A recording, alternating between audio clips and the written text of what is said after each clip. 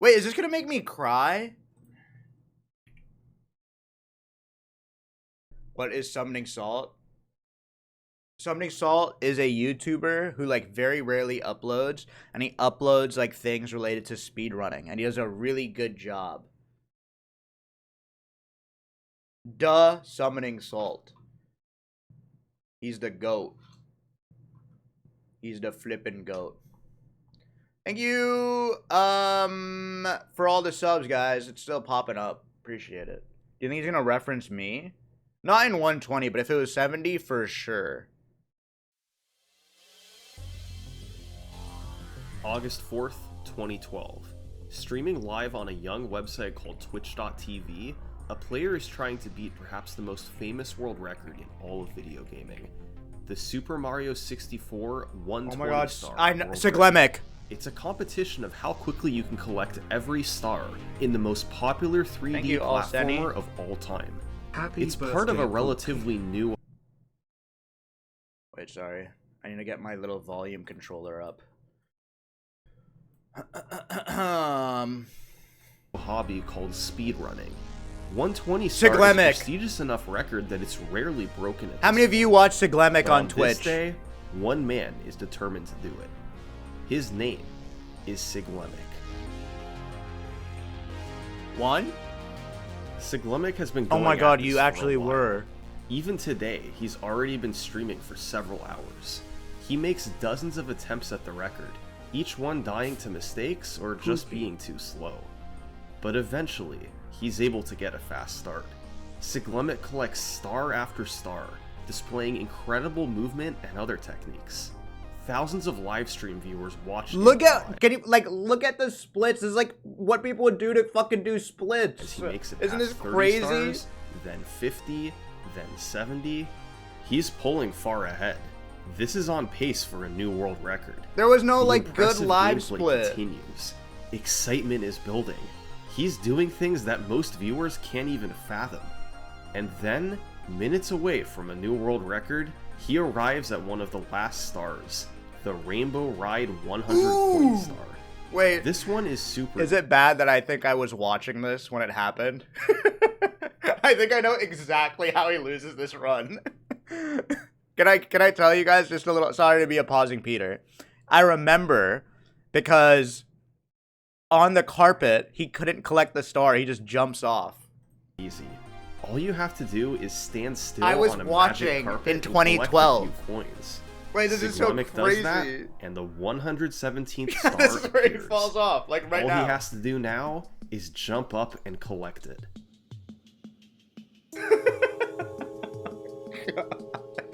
On a world record. This is the run. worst way to lose a record.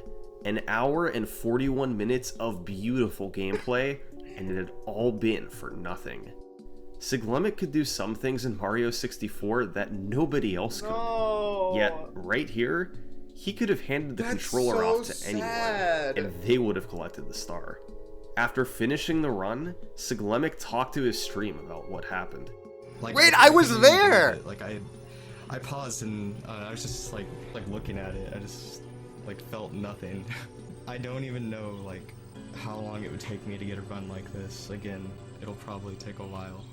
I can't believe I threw that kind of run away. In this moment, Siglemic felt tiny. His best ever chance at the record thrown in the garbage. I was not chatting. Sometimes, attempts at greatness end in tragedy. It's a necessary evil.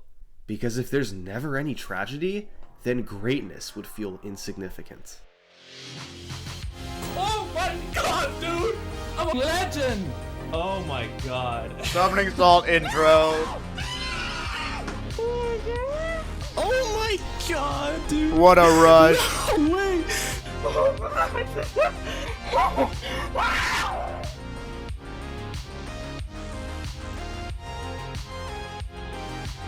What a fucking rush.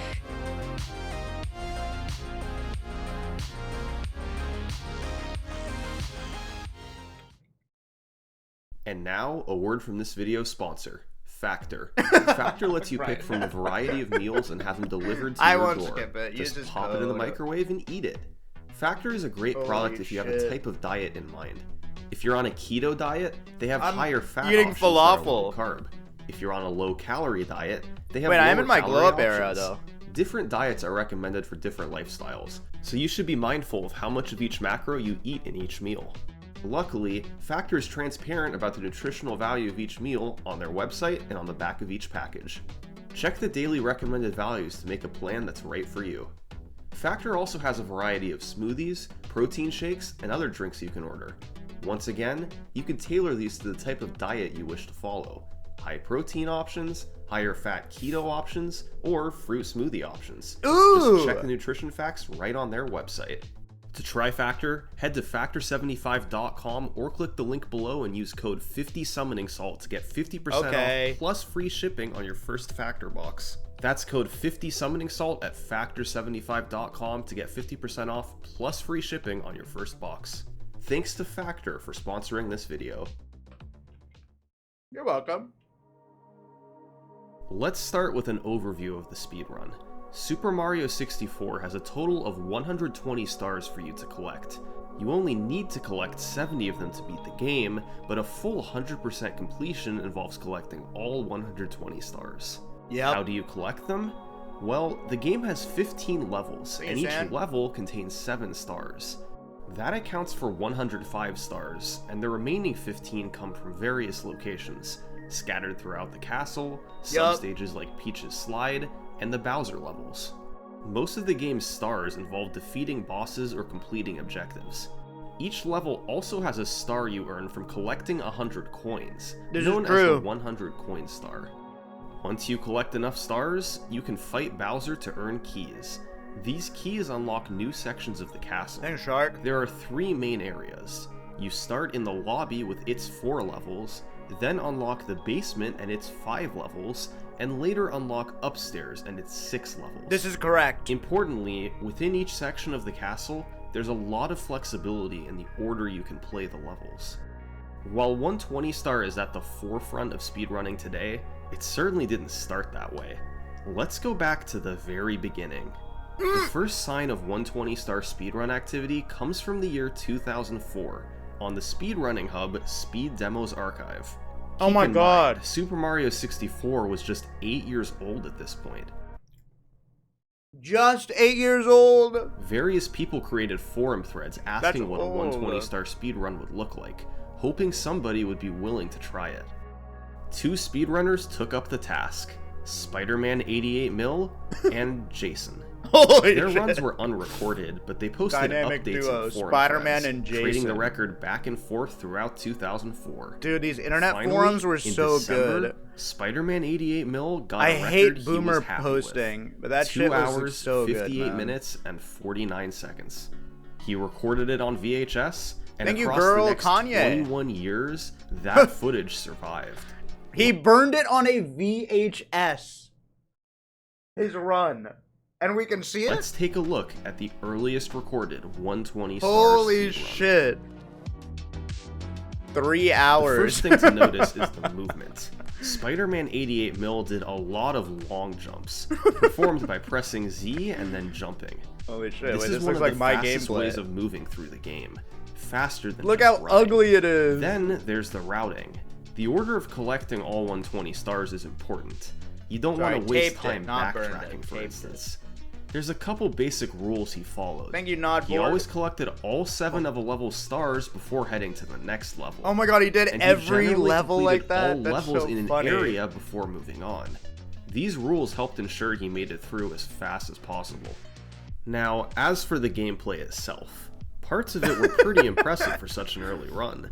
For instance, to save time on the Lil Penguin Lost Star, he jumped over the Dude, this is edge just how Atriot gets these stars. landed Holy right- shit, have you seen? right where he needed to be, This is rather how than he sliding does down it the today. slopes.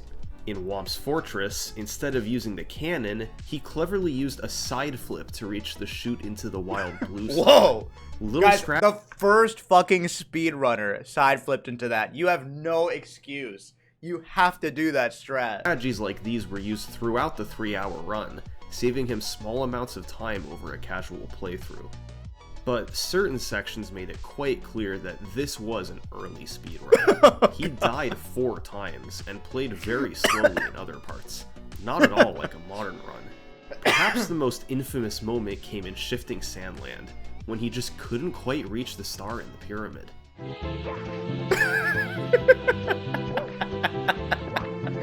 Holy shit. Wow. It's silly to think of such moments being in a world record today, but in 2004, things were bound to happen across a 3-hour speed. I mean, just imagine, this is the first speedrun done in this game. Like, there's no tutorial, there's no movement guides, there's no routing. Like, this is insanely impressive. A sub 3 hours of playing this is incredible. Spider-Man 88 Mil received lots of praise for his record. Most had never seen a run of the game like this before, and although they could see its imperfections, they were impressed Speedrunning to wasn't see such even a high popular. level of gameplay mostly less than 3. sustained across 3 hours. Interestingly, Jason realized after watching the run that he'd sort of already beaten it. Oh! He'd played on the PAL version of the game, Oh, it's which slower. runs at 5/6 the speed of the NTSC version that Spider-Man 88 Mil played on. So, Jason's 316 would have been timed as a 244 on NTSC, but since it was both unrecorded and played on PAL, it didn't count, and Spider-Man 88 Mil had the official world record. After 2004, we enter a strange period of 120 Stars history.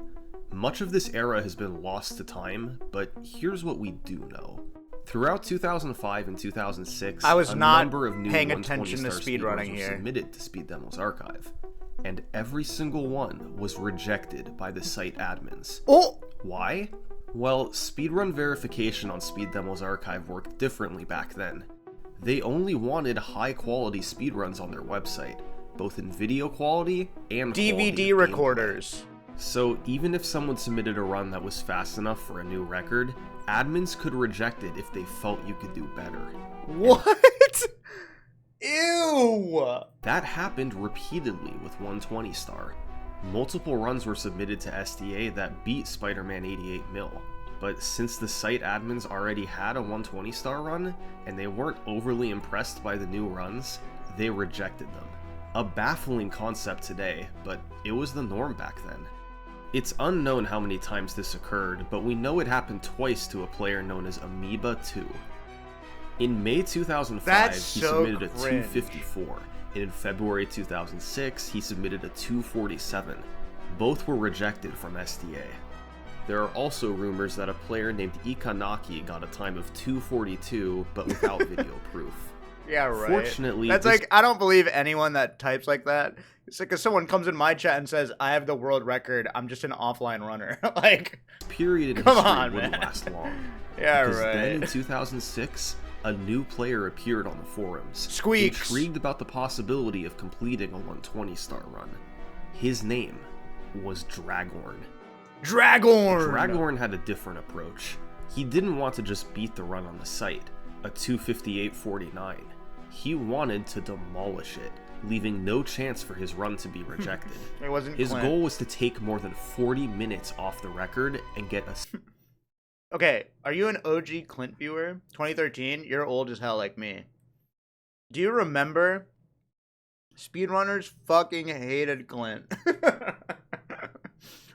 That's when Prezzo messaged me and said, you made it, bro, when speedrunners start hating you. sub 250. They couldn't stand Clint. Dragorn himself wasn't sure if this was possible, but he got community members excited. Many of them tried to help out, even if their computers limited them. Members from all over the site, who played all different games, eagerly awaited Dragorn's run.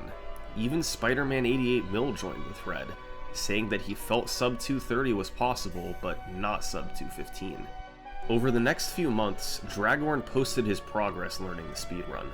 He borrowed many strategies from the existing 70-star record, and looked at coin routes from Curtis Bright's Mario 64 Holy website. shit. Finally, after months of practice, Dragorn posted that he'd completed a run. 2 hours, 19 minutes, and 47 seconds. Damn! Almost saved an hour. Can I be father to one of your children? That's incredible, man. Keep it up. The community was amazed that he'd taken half an hour off the record like it was nothing. But there was no video posted.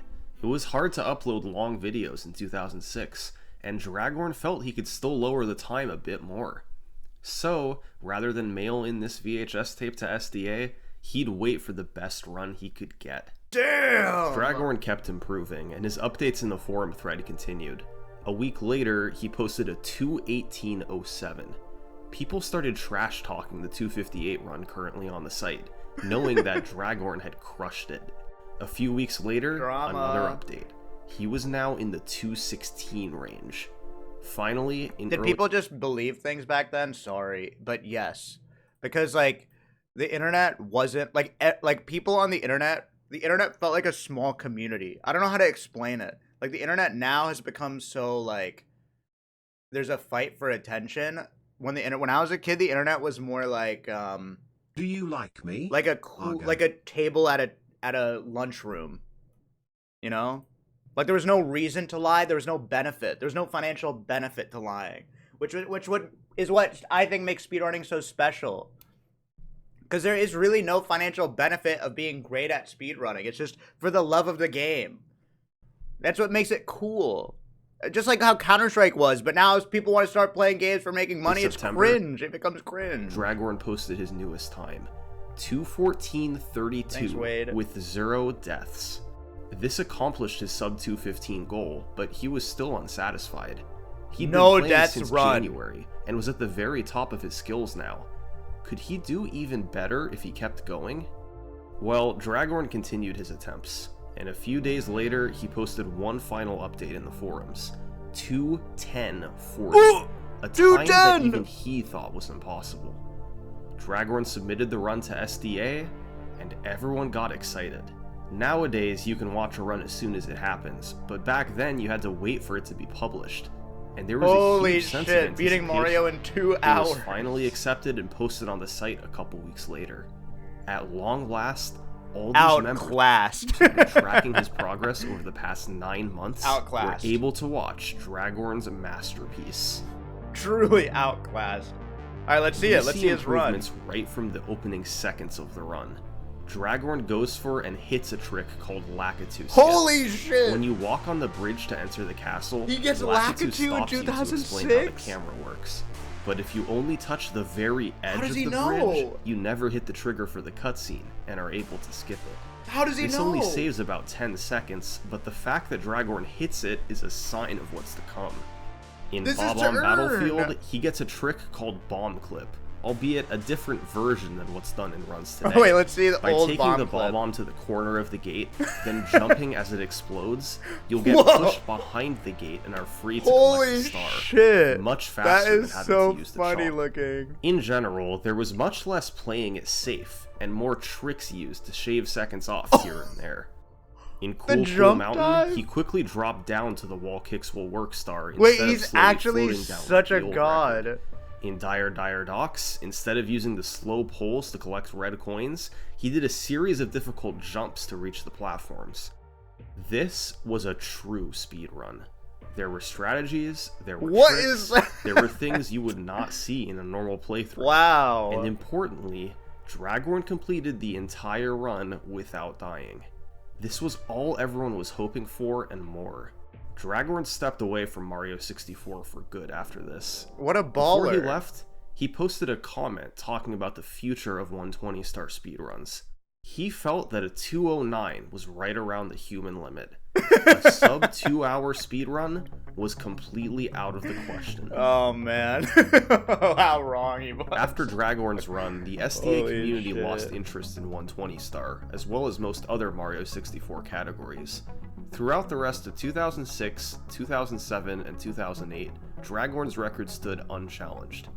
Then, in 2009, the world record is 1 hour and 35 by Screen Super Mario Suigi. 64 community popped up, but this time it was in Japan. Prior to now, 120-star hadn't seen competition from this part of the world. But in 2009, a group of runners from Japan started streaming speedruns to Nico Nico, a site that let you both live stream and upload videos. This new community turned into the best speedrunners the game had ever seen. They were aware of Dragorn's 120-star record on SDA and set that as their goal time to beat. Once they blew past that record, they competed against each other to take the 120-star record as low as possible. How did they do it? How? Well, on SDA, all the runners had to go off of was their own records. But by 2009, this new community had a great advantage. They had the SDA videos, plus their own live streams, a thriving community filled with players, competitive single-star leaderboards, and more. Runners were able to better collaborate, and it led to way more optimization than the game had seen previously. However, there are a couple caveats about their runs. For one thing, Nico didn't save livestream recordings over 30 minutes long, so the majority of records from this time period are lost. A few videos did survive, and we'll talk about those in a minute, but most records only— Wait, Ryan, hasn't Twitch become so fucking cringe?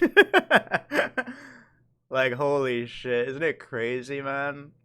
For another old head, Twitch has become such shit, hasn't it? Exist as text on a web page. And then there's Always the other was. version differences. Squeex, All early runs of the game were played on Nintendo 64. However, by 2009, it was very possible to play the game on an emulator. While Speed Demo's archive expressly prohibited the use of emulators, that wasn't a universal rule. Emulator runs? And over in Japan, the Mario 64 speedrunning community was essentially starting from scratch. Thank you, Hal Pal. They decided to Hi, allow chaps. emulators for Great speedrun today. submissions. And as it turns out, there's a key difference between emulator and console runs. An emulator has much faster load times and much less lag than an Okay, I kind of have a hot take about this. Emulator runs should be the norm. Nintendo 64. No, I'm just kidding. I don't know anything of what I'm saying, but I like emulator.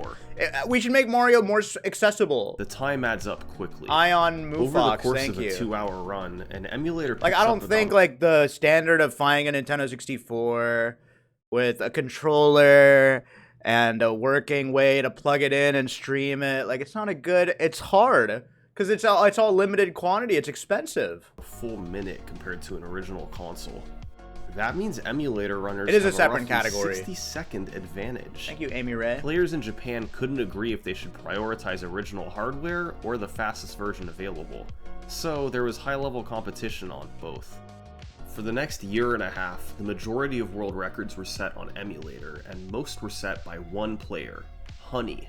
He repeatedly lowered his time down through 2:05, down to 2 hours flat, before finally achieving a 1:59.20. Damn, On sub Nintendo two. 64, this time would be a full minute slower. But remember, Dragorn's best run on console was a 2:10, so this 1:59 was in a class of its own. That's crazy. How was Honey able to save so much time over Dragorn's run, which was itself considered excellent when it was achieved? Well, luckily, Honey's 1:59 is one of the few runs from this period with surviving video, so we're actually able to see it. Holy shit. It is nothing short of incredible. Sub 2 hours? This is so early days still. Once again, we'll start with the movements. What is Honey that? used more than just long jumps to move around quickly. Holy he mixed shit. in dives Jump and dives. rollouts to move a little bit faster. This may have Dude, saved a a second or sub 2 hours is even— it's impressive now. two per star, but across the whole It's still run, pretty this adds good. up to multiple minutes of time save. Beyond the movement, Honey went for numerous faster strategies that were riskier than what Dragorn did, and showed off a higher level of gameplay overall. For instance, I in wonder Bob-on how all these Battlefield, people are you're doing now. intended to open the cannon and launch up to the big island in the Like, sky, are they all just which chilling? is what Dragorn did. Instead, Honey gained speed off the slope, then did a triple jump with the wing cap to fly and make it up top. Quite a bit more impressive looking. In Womp's Fortress, he went for and hit Owlless, a very precise trick where you must triple jump and kick off the side of the cage, then land back inside to collect the star. It only saves a few seconds over using the owl to drop in, but this is the level of execution that Honey— Hi, Shy Lily. Thank you for the raid. I hope you had a good stream. Thank you, Chev. Yo, thank you for the 1,000 bits. What the hell? Thank you, Mickey Vrix. We're watching SummoningSalt's History of 120-Star Super Mario 64 video. Smile.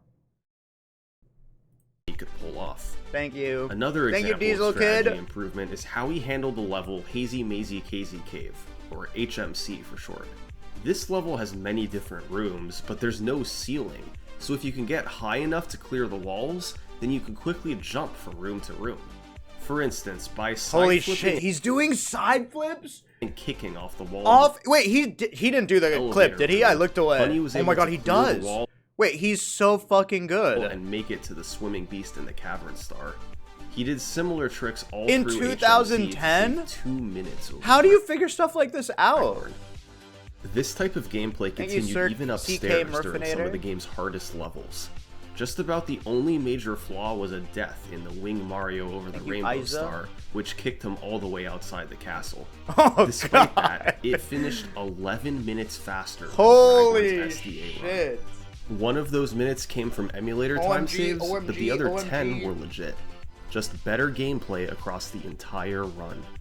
Over the next few months, the 120-star record underwent a period of rapid improvement. This These video is new not runners gonna were make all me pushing cry, each is other, it? breaking new ground and seeing just how far their talent could take them. Remember, How are you not 120-star VIP? speedruns were still pretty novel, and as much skill as they took, there was room to optimize them more. Throughout 2010, there were several more records set on both emulator and console. Batora, Honey, and Nitoshin Elmo traded the record back and forth. Batora! Recognize Batora? Although no video exists for any of their runs. Finally, 7 months after the last record with surviving video, we're able to see another one. 156.17 on console Shig by a Cycle. runner named Shigeru. When accounting for emulator time difference, this run was 4 minutes faster than the last record with video. That's a lot of progression over just 7 months. Shigeru's biggest strength was his movements, which can be seen in the Bowser stages. These levels have objects This is that not move on Miyamoto. cycles, like elevators and moving platforms. In Bowser in the Dark World, I don't want to brag, Shigeru's I can do this cycle. movement collecting the 8 red coins was fast So- enough to make an earlier cycle, which is still known today as Shigeru cycle. He also saved time by Shig going for cycle. front sub in Dire Dire Docks. Boarding I from can't the do front front has sub. more lag and is more precise than boarding from Man, the they back, already passed but me, it it's is like faster, 2010. and Shigeru nailed it. He avoided dying on the Wing Mario over the Rainbow Star, and was just a little bit cleaner overall than what we saw 7 months ago. Then, in the summer of 2010, due to concerns over cheating, the Japanese community decided to split the leaderboards for 120-star. Emulator runs What? would have one leaderboard, and console runs would have another. Smart. This led to the Thank you, community Goofy. starting to prioritize console runs, and most runners began to switch away from emulator. By late 2010, pretty much all top runners were playing on console, and directly competed against Shigeru's 156 world record. The next several months were more of the same. Elmo set a new world record time of 155.42. Later in December, Batora got a 154 and then a Ooh. 152. All these runs were on console, A with no more 152? controversy over which platform was best. In early 2011, Nitoshin Elmo got a 151, Honey beat him back with a 150, before What the Nitoshin Elmo fuck? came through Wait, with they're so good. A 149. a 149.49. With a 3-hour first run. And it started in what, 2008? This was the first ever So, like, sub 3 150 years they in shaved Mario off 64 an, like, history, hours. and remains one of its most popular records, with 12 million views on YouTube. But there's not too much to add about these runs. They didn't incorporate anything revolutionary. It was all about cleaner execution and fewer mistakes. Honey's 149 in particular was a masterpiece of consistency. Over the past year, these runners have been pushing each other to minimize mistakes and execute all strategies cleanly. And Honey's 149 was viewed as the pinnacle, the most consistent run the game had ever seen. This was a vibrant, active group that had transformed so the way cool. 120-star speedruns were done. The amount of new tricks, the incredible movement, they just kept finding ways to take the record lower. The Japanese community formed 2 years earlier, and in that time they'd taken the world record down by 21 minutes. During that entire period, nobody outside of Japan was competitive for the 120-star record.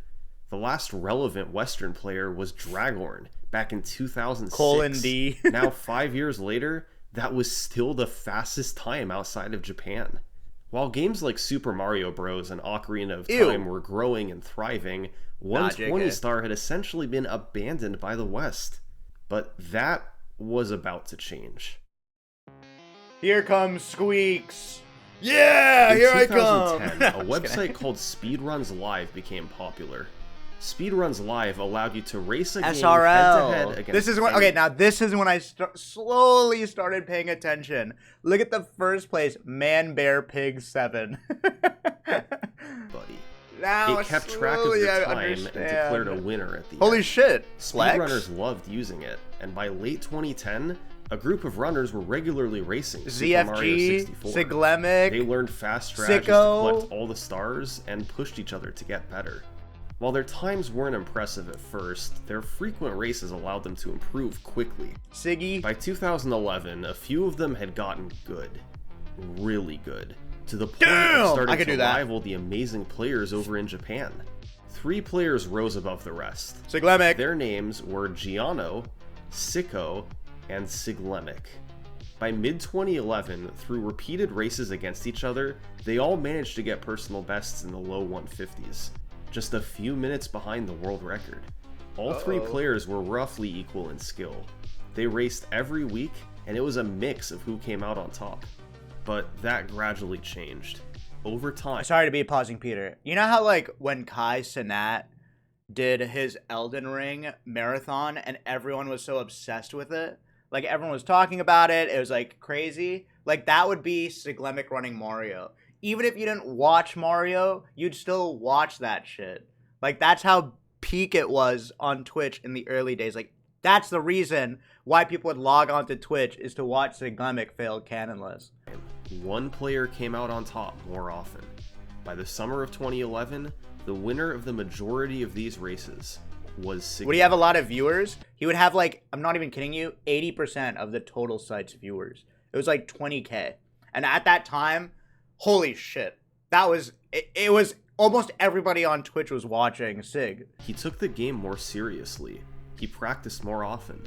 After setting a personal best of 151.15 in June, Siglemic started to feel that he had a chance to take the record. He grinded for weeks, playing for hours nearly every single day. His time started to approach the record shockingly fast. It took him just months to get times that took most runners years. It was exciting to watch him improve, and many were rooting for him. If he could pull this off, it'd be the first record outside of Japan in half a decade. And then, on July 23rd, 2011, it happened. Siglemic got a 149.05, a new world record by 44 Let's go, America! seconds. Siglemic did one notable thing in this run that really exemplifies his playstyle. I was he chose there? to play I don't think I was Fortress there for this one. early, right after collecting the first star. This was so he could go for a trick called Cannonless. You're intended to get the blast away the wall star by launching out of the cannon, breaking the wall, and revealing the star. However, it's possible to run at the wall from above, then ledge grab, which pushes Mario's hitbox above where he appears. It intersects with the star, and you collect it without having to get in the cannon. This trick is extremely precise. You can run at the wall all you want, and usually you won't ledge grab. So, Siglemic chose to go for this trick very early in the run. Crazy, he runs off the ledge. There was no setup. This is the only way to do it. This is the only thing they used to do. So, like, you didn't play perfectly on 120, and then you would run off the ledge and ruin the run. There was no lineup. That came later. Just reset, not having wasted too much time. So most runs would just go into the trash because of this trick. Setting him off to a great start. But here's the weird thing. Beyond this, while the run was fantastic, some who watched it felt it wasn't quite as impressive as the previous record. Siglemic made more mistakes, his movement wasn't quite as good. It's what you'd expect from someone who'd been running the game for under a year. But his time was faster than Elmo's run. There was no denying it. Something wasn't adding up.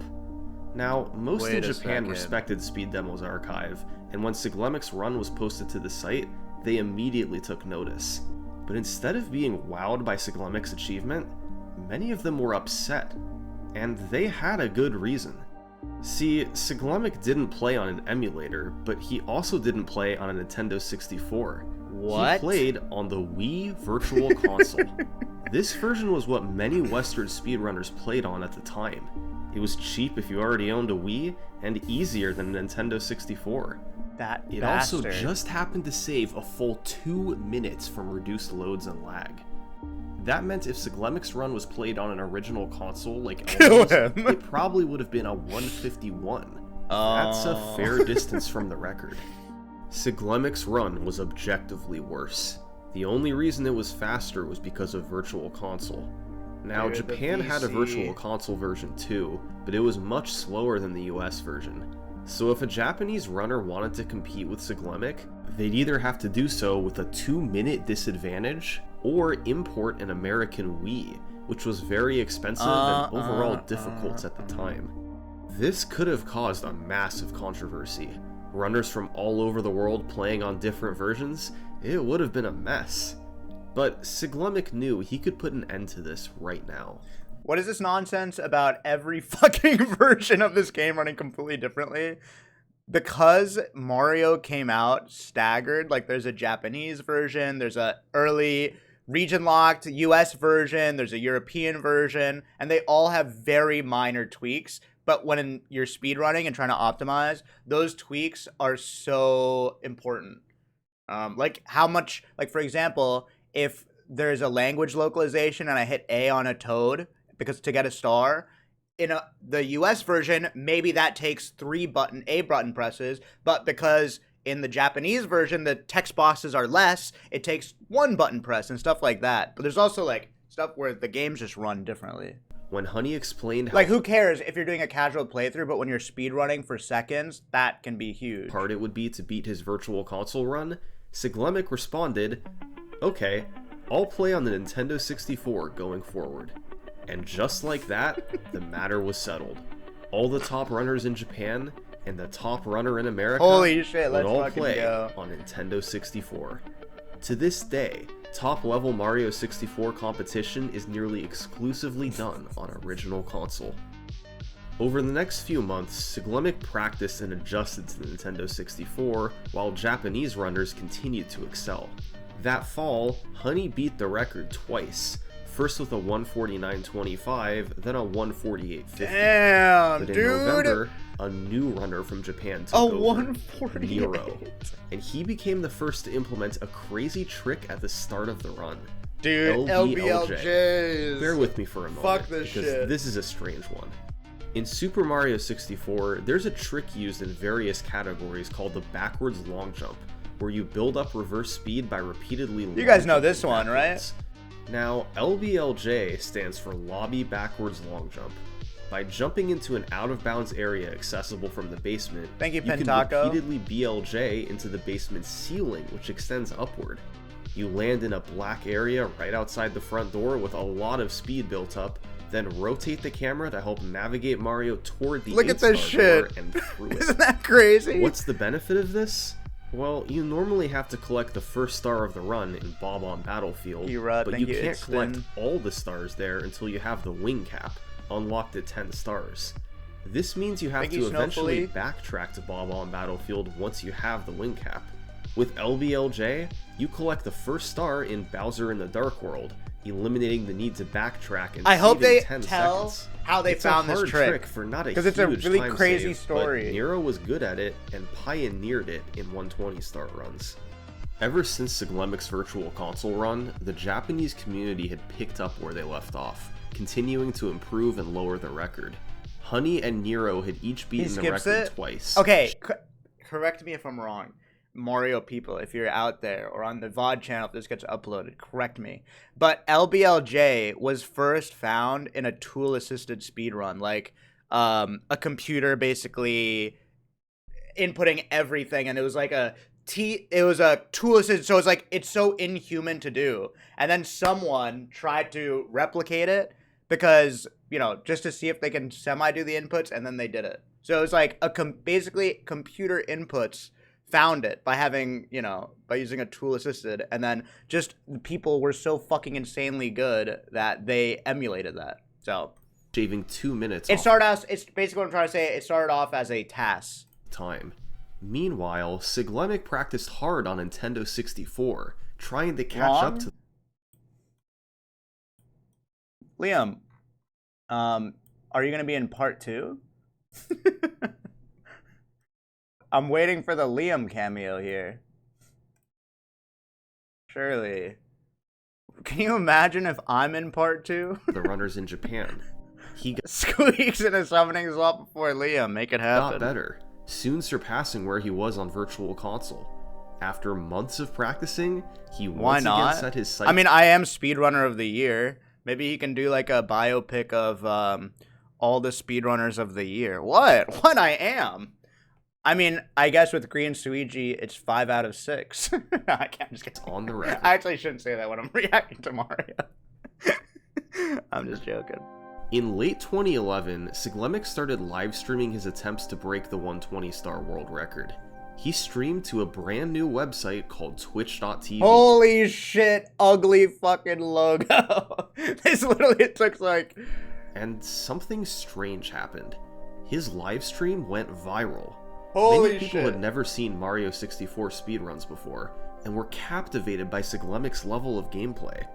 It was a novel concept to play the game like this, and seeing a potential world record live was exciting. Bro, why is the UI look so much better back then? You could choose your header? His Twitch stream grew quickly.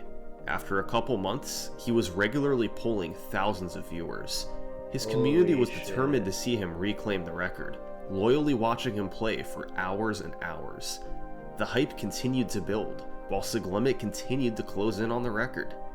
And it all culminated in a run just after Christmas 2011. Siglemic played a bit differently than Nero. He didn't go for LBLJ, but overall executed tricks a little faster. He hit Cannonless, got the fast cycle in Fire Sea that Nero missed, and went for a risky triple jump off the fin in Dire Doc's 100. Holy After all this, so Siglemic good. made it upstairs 25 seconds ahead of the record. Hype was building in the chat as the viewer count climbed into the thousands. The fast execution continued upstairs. His practice from the past few months paid off. That's you! He closed out the last few levels, defeated Bowser, and broke the world record in front of 4,500 viewers. Holy shit! This record made Siglemic an internet phenomenon. Threads appeared on all different forums. Man, he really News articles was. were written. Everyone wanted to hear about the man who Speech! Speech! Get it? Because Peach is in Mario? Surely that's what they're referencing to, right? Careful, I'm scared of watching old Twitch chat. Wait, do you think any of these people follow me?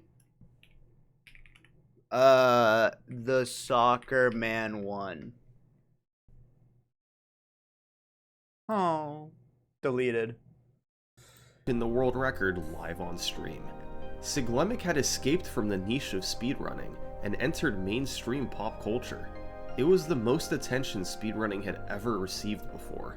Many wondered how they could get involved. Hello, while Reddit! Others were happy to have just witnessed it live. After all was said and done, Siglemic was satisfied and stopped playing 120 star. So, the Japanese community was able to take over once again. The three top runners in the world were Siglemic, Honey, and Nero. So it was only fitting that once Siglemic broke the record, Pop culture, Honey huh? and Nero quickly followed suit. Siglemic skin in March of Fortnite 2012, after Sabrina Honey got a Carpenter. 147.05, then Nero got a 146.35, both Whoa. new world records. So, the ball was back what's in up, Siglemic's JQ? court. He resumed streaming attempts to take back the record, but this time he ran into some serious adversity. Throughout the spring and summer of 2012, Siglemic streamed often, but he wasn't able to break through. No. He was still getting a lot of viewers, captivating the attention of speedrunners. Holy shit! everywhere. Shanzi! I've seen Shanzi in chats. Yet, this time, they weren't rewarded with a new record.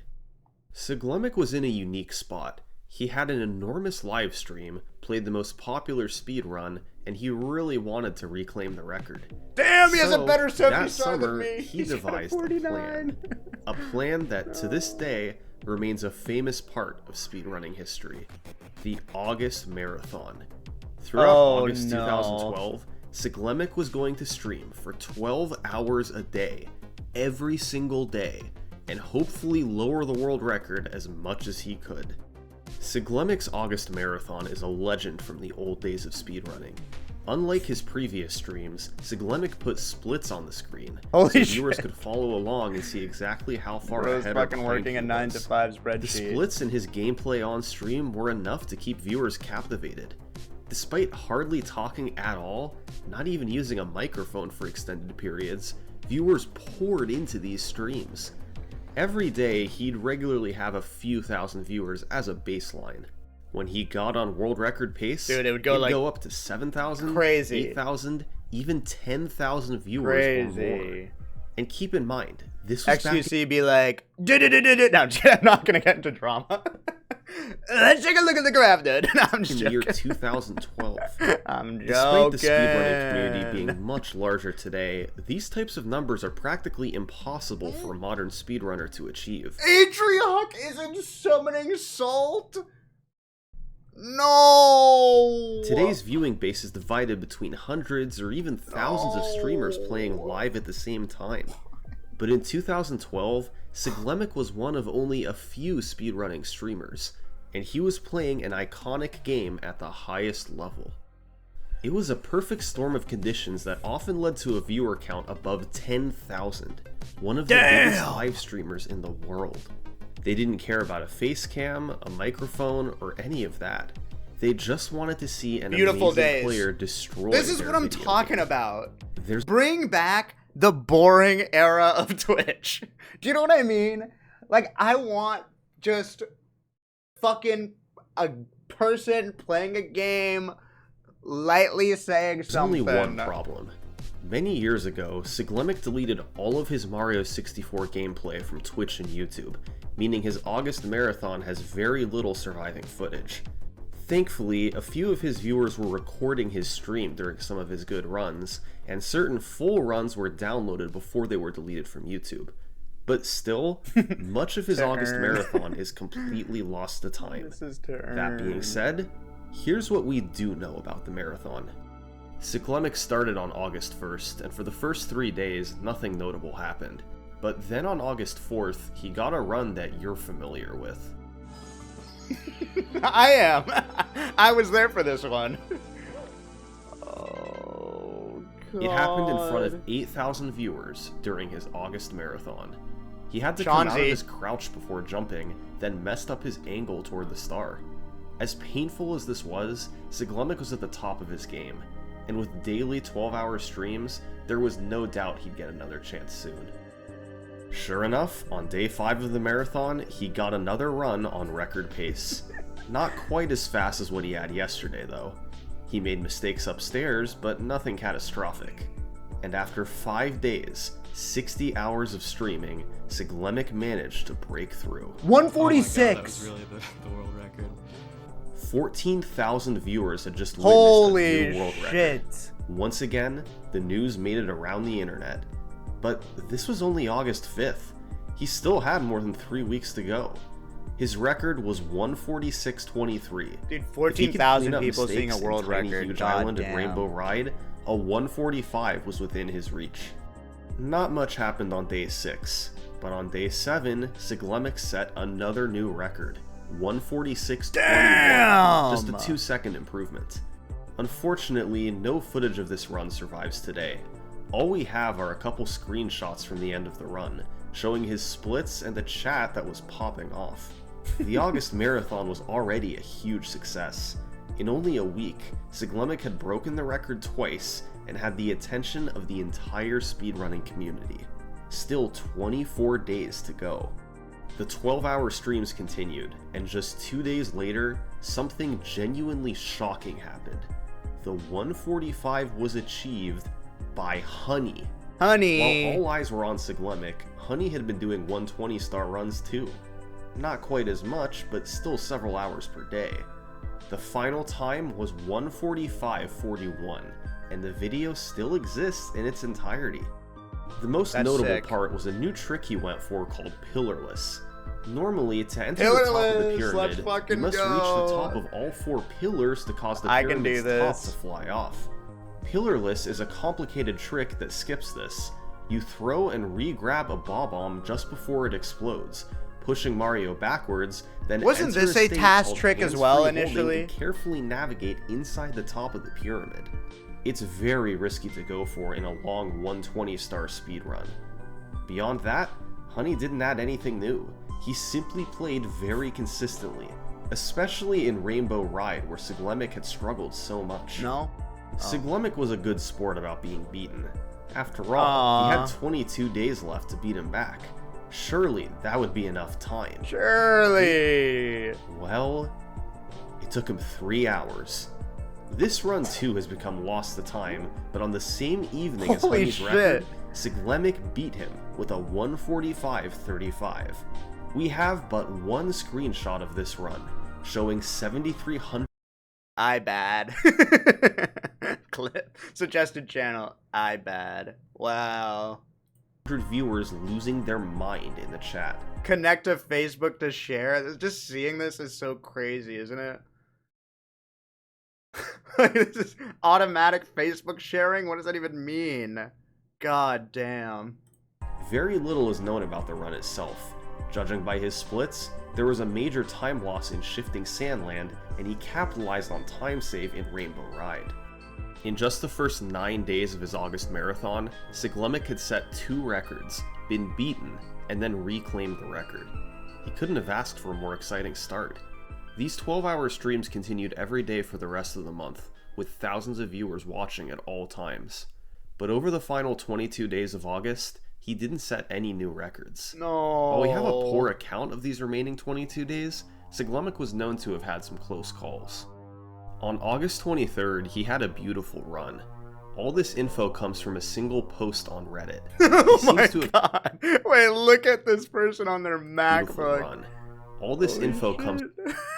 Real talk with Husky? H the Husky. Wait, this is so funny. This is such a college 4chan, Wikipedia, YouTube. This is crazy. Siglemic goes from 56 seconds ahead of world record to even on the 119 star of the last year before quitting. It is a sad day for mankind. From a single post on Reddit. He seems to have had a modest lead, got a huge time save in Shifting Sandland, then gained more time upstairs.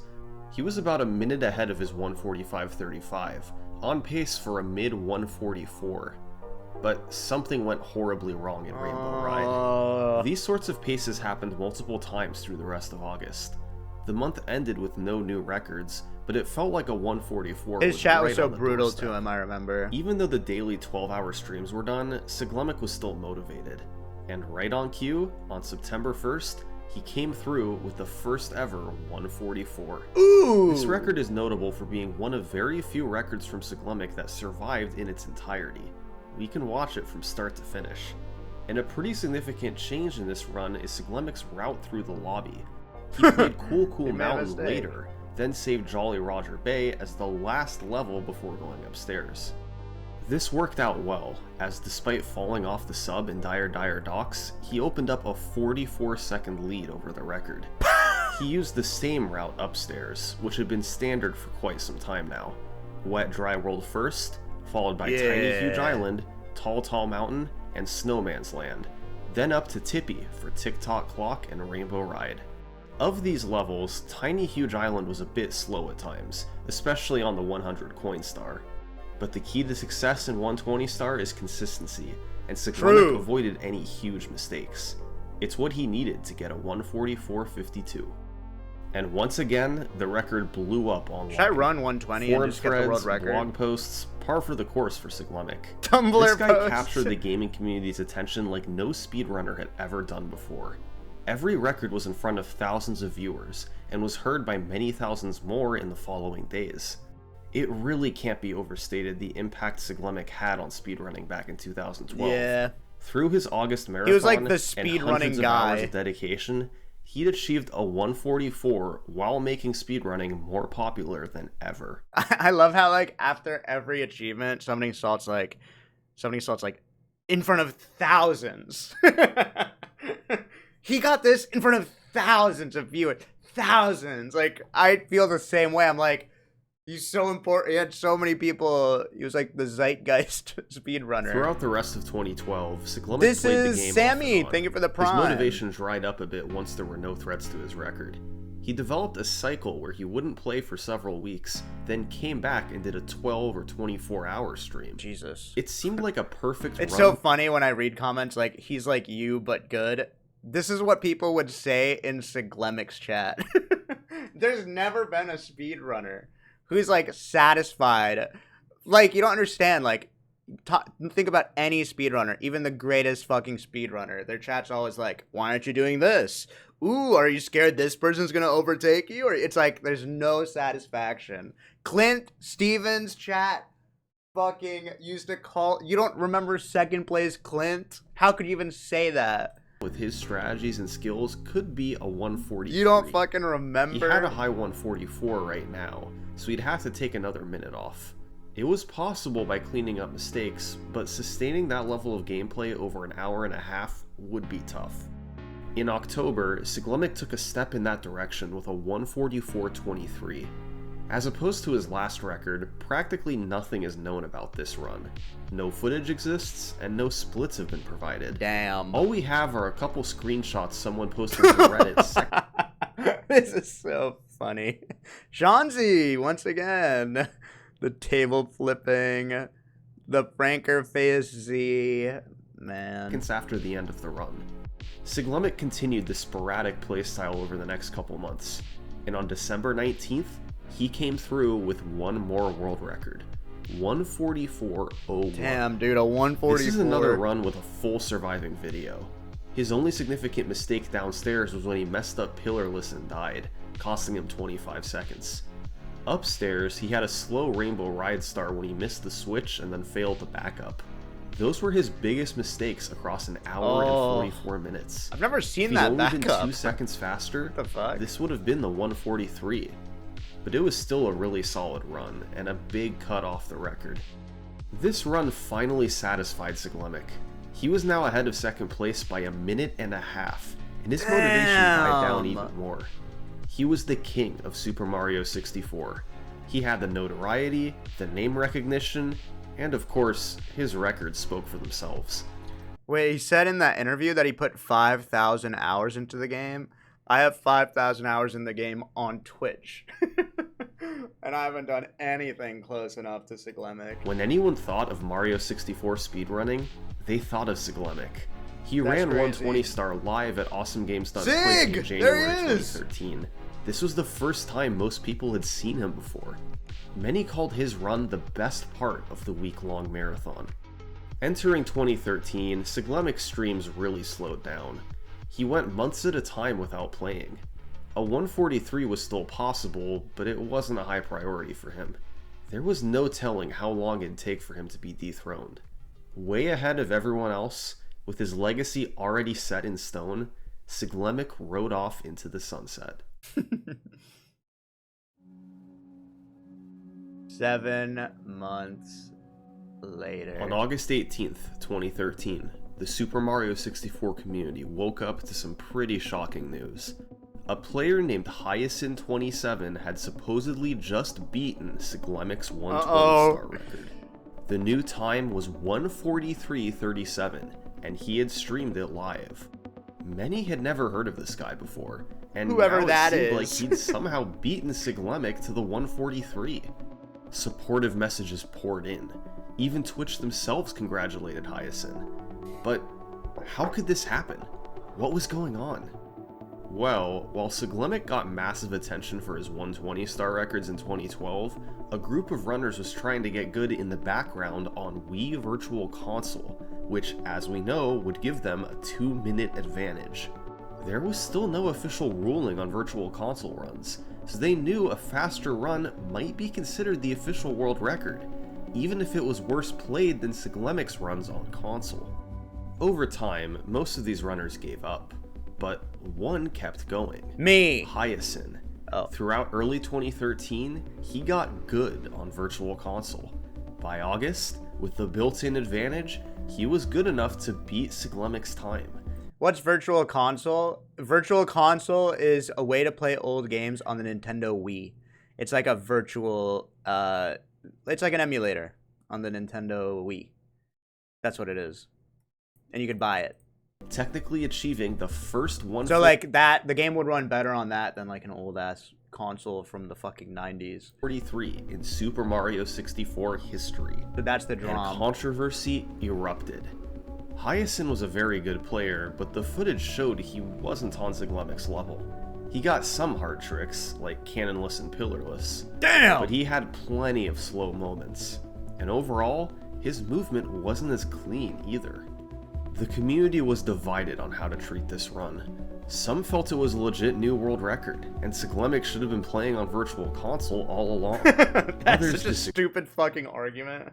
God, it's always, I'm sorry to add toxicity to this, it's always the dumbest fucking people who have the strongest opinions on things in speedrunning. agreed, and thought I Virtual hate this Console shit. was its Well, then just play on the own fastest separate one. category. Forehead. It was a valid question.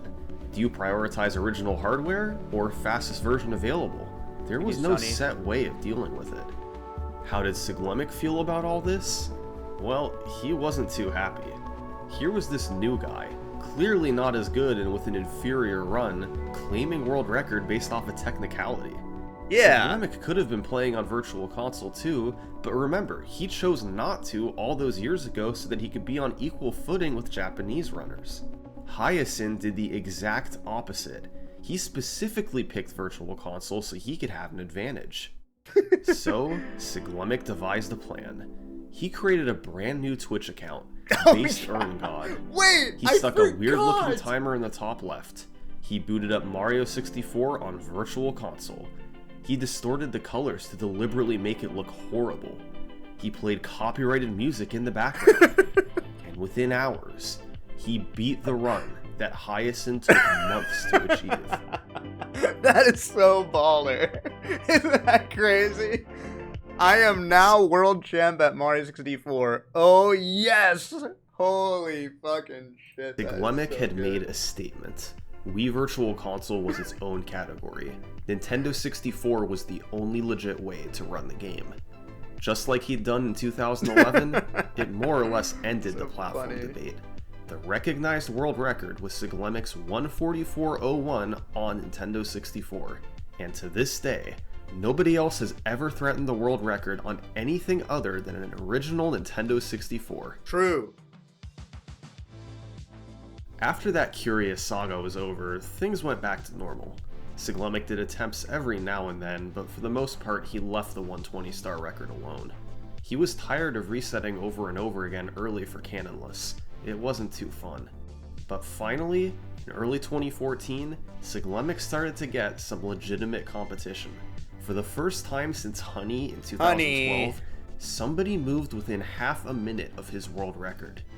The runner's name was Puncayshun. Puncay started running the game in 2012, inspired by old school Fucking runners go, like Giano Puncay. and later Siglemic. He began streaming in 2013 and steadily lowered his 120-star PB from the 150s to the 140s, gradually approaching Siglemic's level. This slow and methodical march downward culminated in a 144.30, the closest anyone had been to Siglemic in years. Dude, Puncay's a real Puncay's OG. run had a particularly slow start, with a bad Womp's Fortress and Cool Cool Mountain. But that just showed he had more time to save. The potential was there to get a 143. With Puncay closing in, Siglemic ramped up his attempts again. He was so close to a 143. Yeah, he was an Just 2 more OnlyFans. seconds and he'd be satisfied. He started doing 24-hour streams of 120-star, and supposedly had some amazing attempts. A Reddit post from Cozy. March 18th details one run that was on pace for a massive record deep, but Sig made catastrophic mistakes at the end to kill it. This continued into April.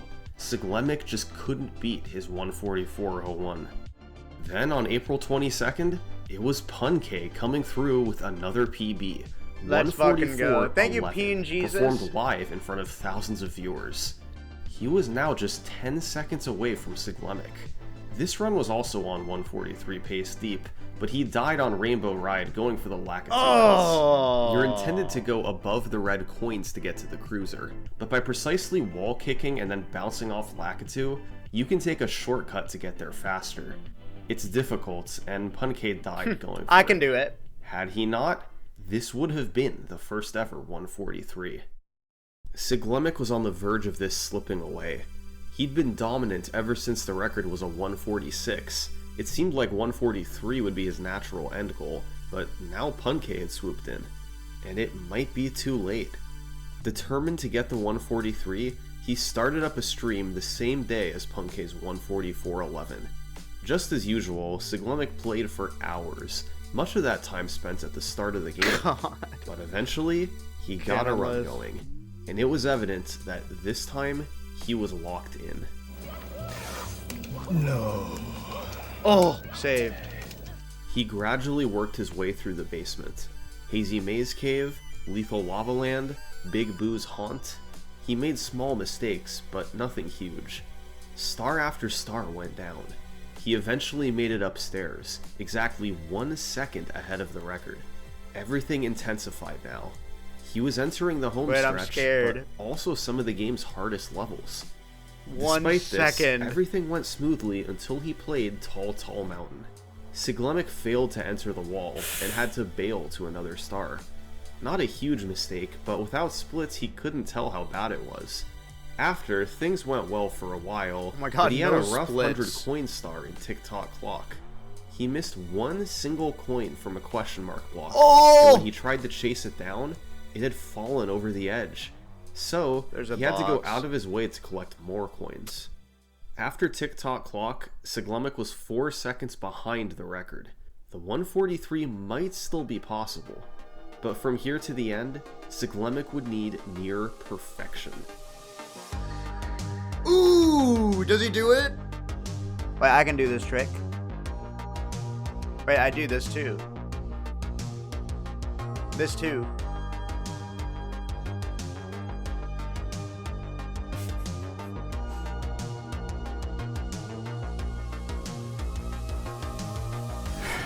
All right, 143. That's it. Holy got shit, he 143. did it. That was sick. Overwhelming relief. After years of the 144.01 being on top, finally, the 143 was real. As a reminder, current world record, an hour 35.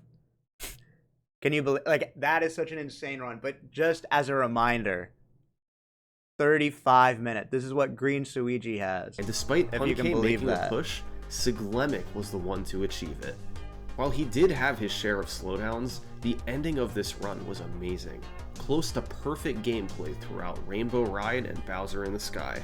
An extremely well-deserved record, and a massive milestone in the game's history. I've never run 120. That being said, most thought this record wouldn't last long. It seemed inevitable that, any day now, Puncay was going to take over. His time was on a collision course with Siglemic, and sure enough, just a day later, Puncay got a 144.05. The runners were separated by just 12 seconds. But instead of defending his record, Siglemic switched categories. 70 He'd star. already gotten what he wanted from 120 star, so he was content to sit aside and watch what Puncay could do. After a few weeks, Puncay's time still remained at 144.05. Yet, his abilities improved all the while.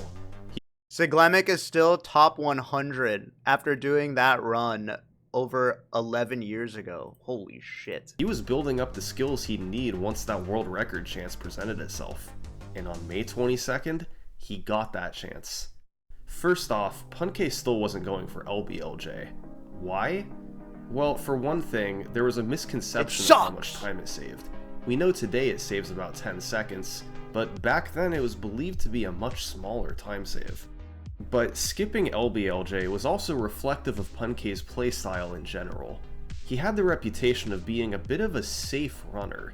He was capable of great movement, and had an extremely high skill level, but he didn't always go for the riskiest strategies. Oh. Compared to Siglemic, he lost a small amount of time from his gameplay, yet also made fewer mistakes. It meant he got more runs going, with more chances at the record.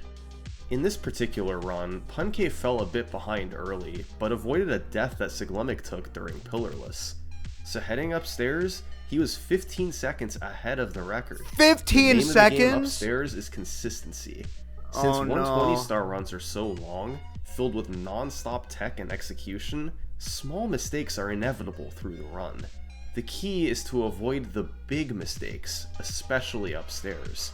And that was Puncay's specialty. Even though his movement was a bit slower, he made up time by making fewer mistakes. This consistency gave him a lead over the record going into Bowser.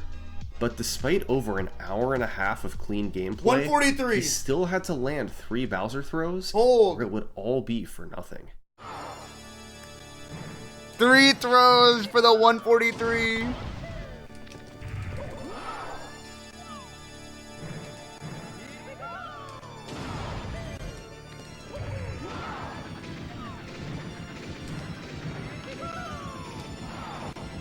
Did it.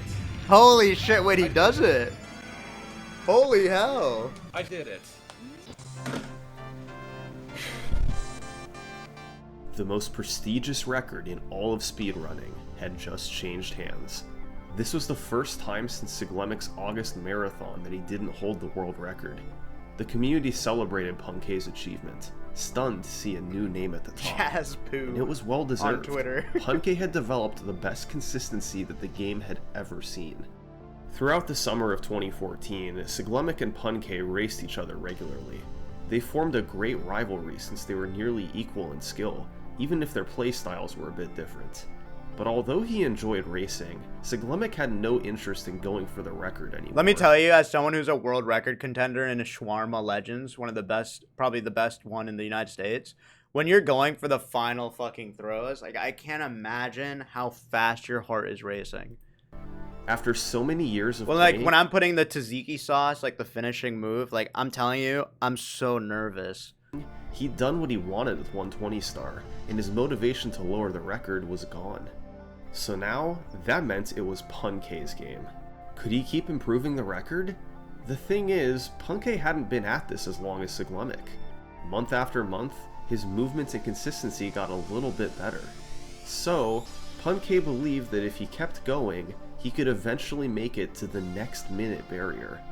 While the 143 was associated with Siglemic, maybe Puncay's time could be the 142. Ooh. That July, he embarked on a journey to try and get it. A 142. Holy shit.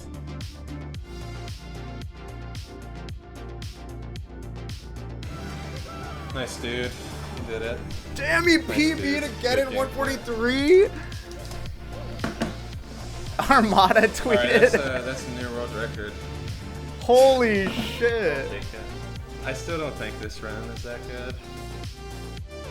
Classic, you get a world record and say, I don't think it was that good. Such a classic speedrunner thing. Thank you, Jaruda.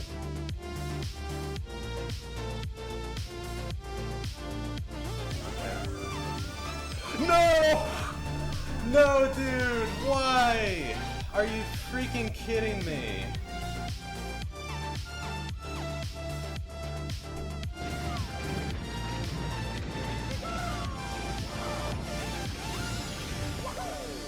No!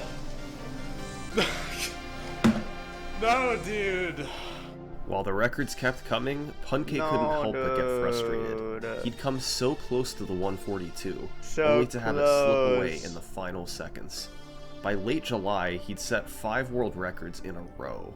Pretty incredible given how nobody had been able to dethrone Siglemic for so long.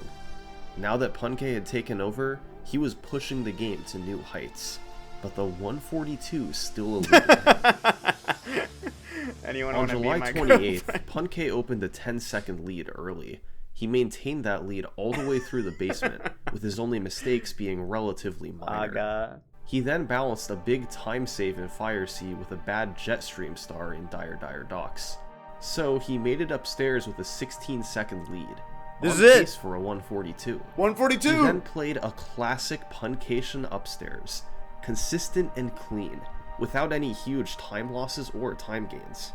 Ahead by 19 seconds, Holy Puncay shit. entered Bowser in the sky.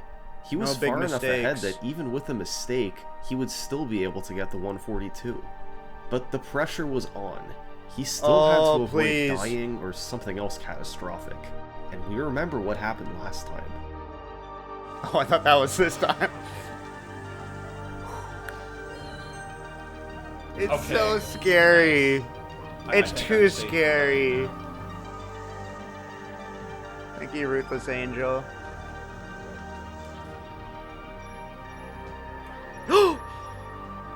Oh, careful with that invisible wall.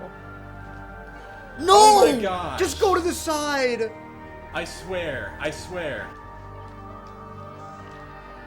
I can't believe this. I cannot believe this right now. Are you freaking kidding me? I think that just ended it. I think that just ended it. Okay, Thank you, why did Jamrock. Puncay keep failing this jump? That Well, fucking this wall. clip explains what's going on. While the axle appears to be rotating around its center, its hitbox actually rotates around one of its points. So if you're standing on the wrong platform and jump at the wrong time, you'll run into the hitbox. Puncay didn't know this, and it cost him a ton of time. Still, maybe there was just enough Meebo. room to eke out the 142. That was it, man. That was 142. I just lost 142 because the invis wall just got me 3 times. That's Like, so are sad. You kidding me? He missed it by just 2 seconds. Hitting the invisible wall twice would have been okay, but 3 times was too much. He couldn't have found a more disheartening way to lose it. This was the sort of thing that might have haunted Puncay for months. Someone be He his could have been girlfriend. thinking about it every time he had a run go deep, and never quite been able to close it out. But Puncay was getting so many chances, and was improving so much, that he powered through the pain. And just a few days later, he came back and finished the job. 142, baby! 142.59. By the skin of his teeth, this was the run Puncay had been chasing after all summer. And yet, he barely seemed to care. Probably because he knew his work wasn't done yet. The run started with a I don't slow even Womp's care. Fortress, and in Fire Sea he fell down to miss the cycle. Those alone were 30 seconds of possible time save, not to mention other small mistakes throughout the run. So, rather than being satisfied with the 142, Damn, where's Puncay just Siglemic? kept going. On August 16th, he got a run that capitalized on the Womp's Fortress and Fire Sea time save, but got hit by a shark Resting. in Dire Docks. Bad, bad, bad, bad. No. Despite that, he kept the run very clean all through upstairs, and going into Rainbow Ride, he had a 13-second lead. Nearly perfect Rainbow Ride so far. This is exactly what I need. I don't want to get like a tiny world record improvement, but I don't want to get an improvement by like 2 seconds or something. I just screwed it up! Oh, man. Yeah, dude. Okay, so maybe Tiny not the world. record he was looking for, but he wasn't done yet. About a month later, Puncay got another small improvement, 142.55. This time, he had slowdowns in Lethal Lava Land and the Vanish Capstar, but made up for it with a very clean upstairs. No death in Rainbow Ride. It all balanced out for another unsatisfying record. What do you mean Finally, on unsatisfying? September I'd be so 24th, happy. Puncay got the type 2-second of world run he was looking record. for. Over the past few weeks, his movement had been getting better and better, and it all came together in this one run. He gained time through the lobby, through the basement, and made it upstairs nearly a half minute ahead of the record. I'd be happy to This finish was a the run. fastest Yeah, pace anyone unironically. had ever been on. And Truly. his clean gameplay continued upstairs. That's actually Puncay gained exactly time right. through the next 4 levels, and entering Tippy, he had a 40-second lead. In the last few levels, he finally faltered a bit. A coin fell off once again in TikTok Clock, so he had to do the backup. Ugh. And in Rainbow Ride, he made an all-too-familiar mistake. He dies again! Dude, I never go for that shit. I can't figure it Still, out. he managed to keep a good chunk of his lead, and it culminated too in a scary. final time of 142.41. A sizable world record, close to what he was looking for. Had Tippy Who's gone gonna as be smoothly as the rest of the run, challenging this Puncay? might have felt close to unbeatable. Puncay was now more than a full minute ahead of Siglemic's last record. Holy shit. This was a similar level of domination to what Siglemic had a couple years ago. Puncay had done it through a combination of consistency and gradual movement improvements. He saved fractions of a second here and there on stars. Cheese has That such adds up a good to origin decent time save story. across all 120 stars. Just wait. Puncay was the Just king, what true cinema. at least until October 2014, when perhaps the biggest discovery in 120-star history was made. Alright, you're familiar with Cannonless. This trick was the bane of 120-star runners' existence. It was effectively random. Even if you performed it correctly, you just ran at the wall and hoped to collect the star.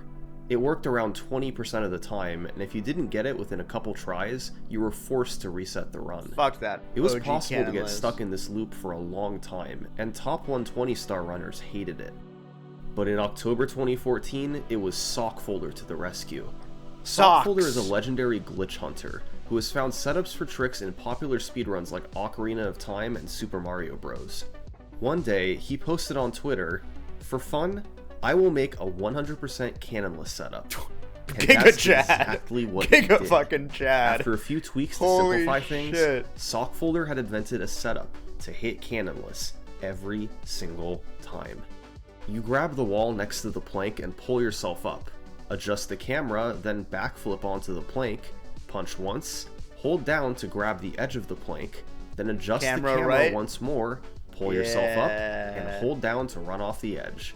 If done correctly, you'll grab the star every time. There's several steps involved, but none of it's the difficult. reason, Vivek, is because there's a very specific texture on here that you want to be right on top of. And it wastes only a few seconds compared to running at the wall. This was so huge for the speedrun. Runners no longer had to waste hours trying Cannonless over and over. They could get so many more runs going. Damn! And now, it was only a matter of time before Puncay would get another record improvement. He continued doing attempts in late 2014. Keep in mind, the record he was up against had a very fast start. It was only in Tippy that it began to bleed time. So on December 18th, despite falling as far behind as 28 seconds, he was able to bring it back. He had a very clean tick-tock clock to save 14 seconds, That fucking pushing him coin. into the lead. And in the home stretch, Puncay preserved that lead. He landed all 3 Bowser throws and closed out the run as Damn, a dude. 142-32. You remember how much This Sig struggled for a 144? Now they're already at a 142. was Puncay's 11th consecutive world record. Since taking over, he'd taken exactly 1 minute and Holy 20 seconds shit. off the 120-star record. The simple reason for this? Puncay had consistency that was unrivaled, even by Siglemic at his best. While these two were roughly equal in skill in mid-2014, as the year went on, Siglemic stopped playing and Puncay just pulled away. As of late 2014, that was the state of 120-star. Puncay was in full control of the leaderboard. Until The new Cannonless setup had opened the door to new possibilities. a new challenger While emerges. Puncay had already taken the time to a mid-142, there was certainly room to keep dropping it with more attempts. The future was wide open. But to show you the next chapter in 120-star's history, I actually want to go back a few months. Back to that period in mid-2014, when Puncay and Siglemic were both active, racing each other regularly and having a blast competing together. Now, we know that Siglemic's world records have largely been lost to time. So frankly, the clip I'm about to show you from a random stream of his, it's incredible that it somehow survived. This was most likely from June 3rd, 2014, just a couple weeks after Puncay first took the record from Siglemic. Sig and Puncay were about to race each other, one-on-one in 70-star. The two best runners in the world going head-to-head, with thousands of people watching live. Wait! This was gonna be good. I know But this! then, right as they were about to start, a third player joined the race. This player was a promising runner, rising This up is the a good ranks, story. but really nothing special yet. He was in 29th place on the leaderboard. Nobody was paying attention to this guy. Why would he join a race against number 1 and number 2? But maybe he was confident for a reason. Although he got crushed by Siglemic and Puncay in this race, he wasn't discouraged. And over the next several years, this guy would go on to set more world records, and perhaps have the greatest legacy of anybody who has ever played Super Mario 64. And the very first time that people heard his name was this clip from Siglemic's stream. Dude, who's this random dude? Cheese05? Why did you join this race? Ooh, This cheese! is the race between two titans. You'll get He couldn't have been more wrong. God damn.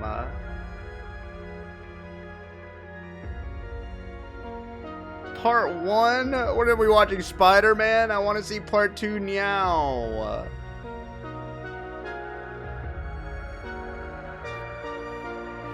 I want to see it. Meow. It's not Squeex. It was cheese. Wait, that was so good. That was so fucking good. I can't get over it. Man. Man, oh man. Here's the video. I like the Atrioc part. Worst part ever. He's in a fucking summoning salt over me. God damn it. God damn it. Clint was not in it. Liam was in it. Did you guys hear Liam? Just enough record that it's rarely broken at this point. Several weeks or just live on this world radar, world popular called this name, streaming to Miss Start and up 30 head. The last super coins. The worst game part of finish like this. Tragedy. Then greatness would feel Legend! Oh my god.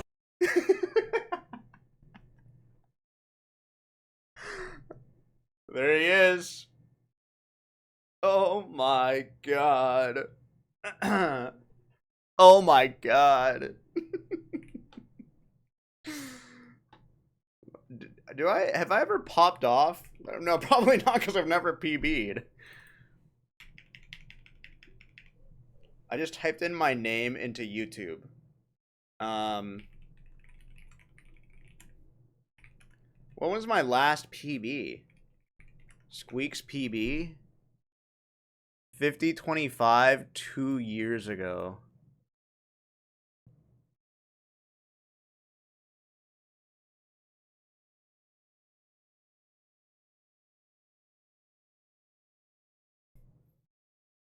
What the fuck is my face?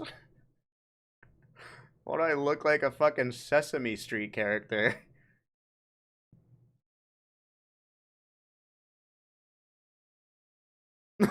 No.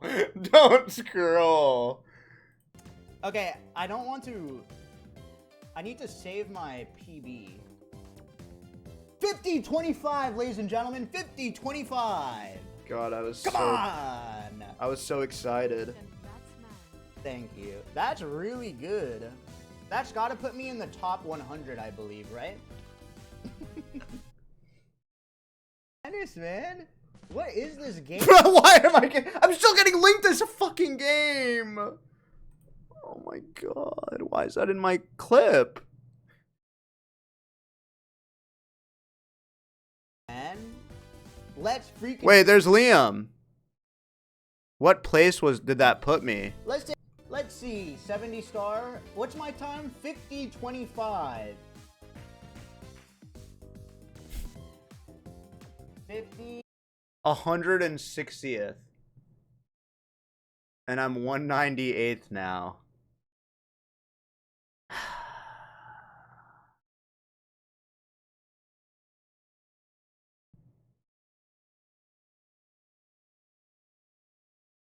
You guys are saying finish the story? No.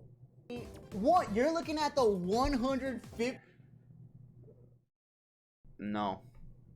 No. No. Dude, that, you don't understand.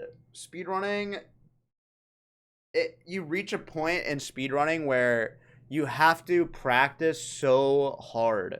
And practice sucks when you're playing a game over and over and over and over again. It sucks so bad. I'm telling you it sucks. So you're lazy? Yeah. Like, I'm talking, and I'm not even saying, like, segments. I'm talking, like, one trick for, like, 9 hours straight. For one trick to save maybe a second.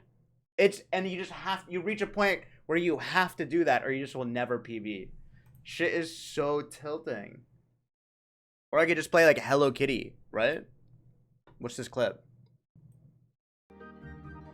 Okay, non-sub sending an Imgur. Oh shit, I'm just gonna click it.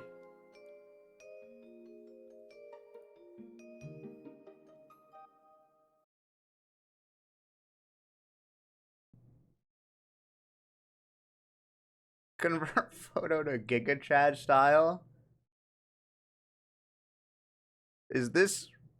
Which one is me and Liam?